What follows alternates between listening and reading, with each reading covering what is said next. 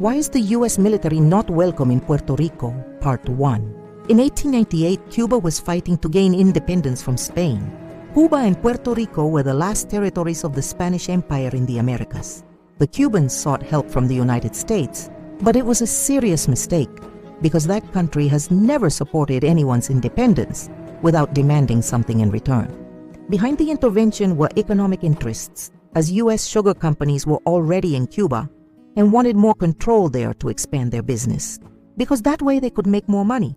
To convince public opinion in the United States, the press led by William Randolph Hearst and Joseph Pulitzer began exaggerating Spanish atrocities, publishing sensationalist stories that fueled anti-Spanish sentiment in the United States and around the world.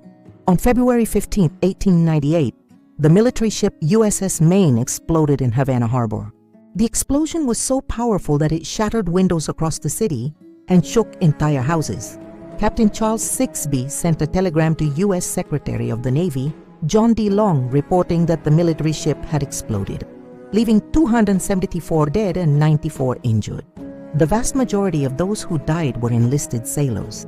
Most of the officers of the USS Maine survived, but according to the official U.S. report, the explosion was of unknown cause.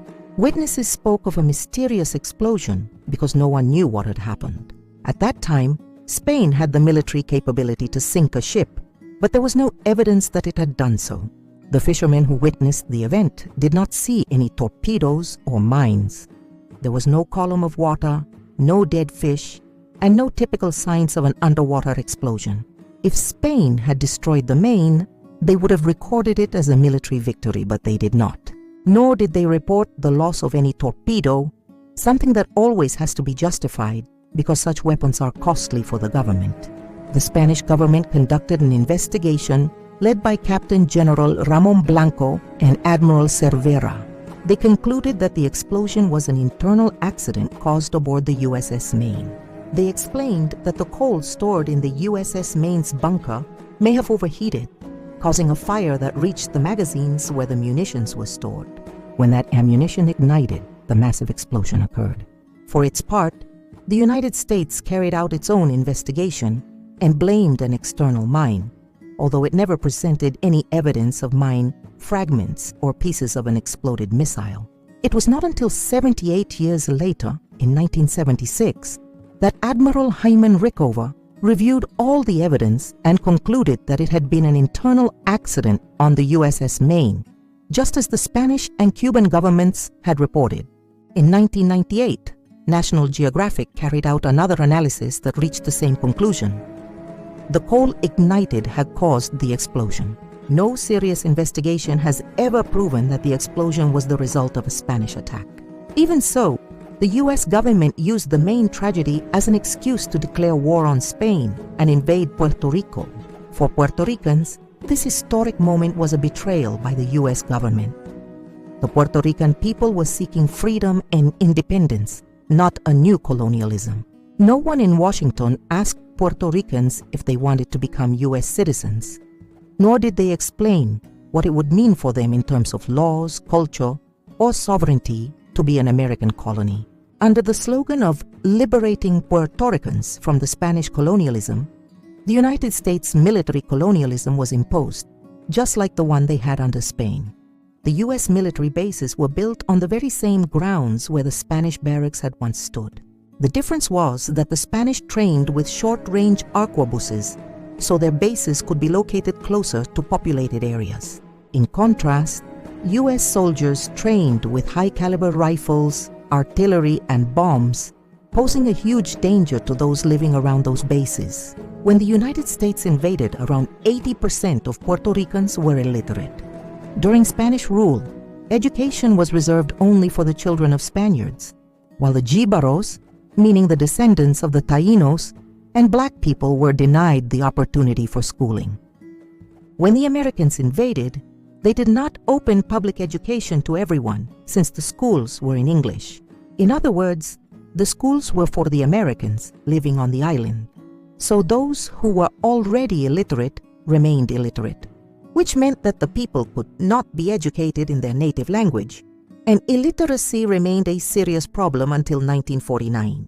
Politically, The gag law prohibited displaying the Puerto Rican flag, singing the national anthem, or speaking about independence. Puerto Rico could not elect a governor until 1949, and even then the position was still subject to the authority of the U.S. Congress. Even today, our government remains subject to the orders of the U.S. Congress. Governors are seen in a way as political puppets, obeying Washington more than the people of Puerto Rico. This situation was very similar to the Spanish era. During the colonial period, the caciques could appear to govern, but they were always forced to follow the orders of the Spanish government, and if they did not obey, they were eliminated. Afterward, the criollos, that is, the children of Spaniards born in Puerto Rico, occupied political positions, but they were still required to follow the orders of the Spanish crown. The Taínos, meaning the true Puerto Ricans, as well as black people, were never allowed to govern. Under U.S. rule, the same thing happened. In 1949, Luis Muñoz Marín was elected, but he was still a colonial intermediary, obeying the U.S. Congress while only appearing to be a local government. That's why many people began to see the elections as a sham and viewed their leaders as mere puppets. Political repression was also harsh. The gag law made it a crime to talk about independence, gather for nationalist purposes, or publish writings about sovereignty.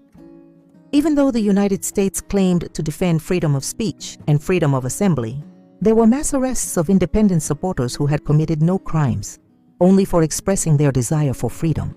Many Puerto Ricans were surveilled, interrogated, and persecuted by the FBI, the CIA, and the local police through the COINTELPRO program, creating an atmosphere of fear and silence among the citizens of Puerto Rico. Fear that still lingers on the island today, simply for believing in Puerto Rico's independence without committing any criminal act.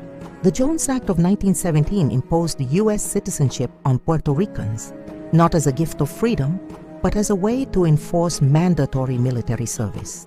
That same year, the draft for World War I began, and more than 20,000 Puerto Ricans were forced to go to the front lines. In many rural areas, men were taken away in trucks without prior notice, practices that people felt were outright kidnappings, especially given the language barriers and extreme poverty. This pattern was repeated in later wars. 72,000 Puerto Ricans were mobilized in World War II, more than 61,000 in the Korean War, and thousands more in the Vietnam War. In every case, the message was clear.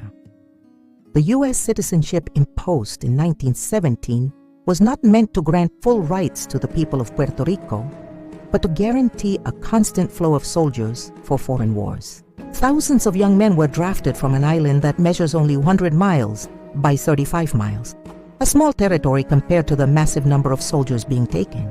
Many of those men never returned, as they died in battles against countries with which Puerto Rico had never had problems or wars. Thus, citizenship ended up meaning not freedom or equality, but the obligation to die in foreign battles and endure political and military abuses.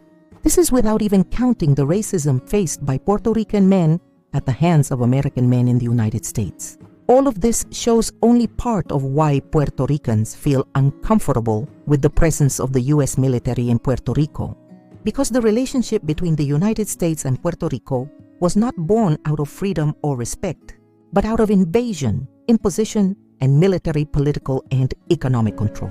Follow us and share our video to learn more about our Puerto Rican culture and why the U.S. military is not welcome in Puerto Rico Part 2. This video is not sponsored by any political party whatsoever. This is a secular page run by a Puerto Rican citizen with no ties to political parties.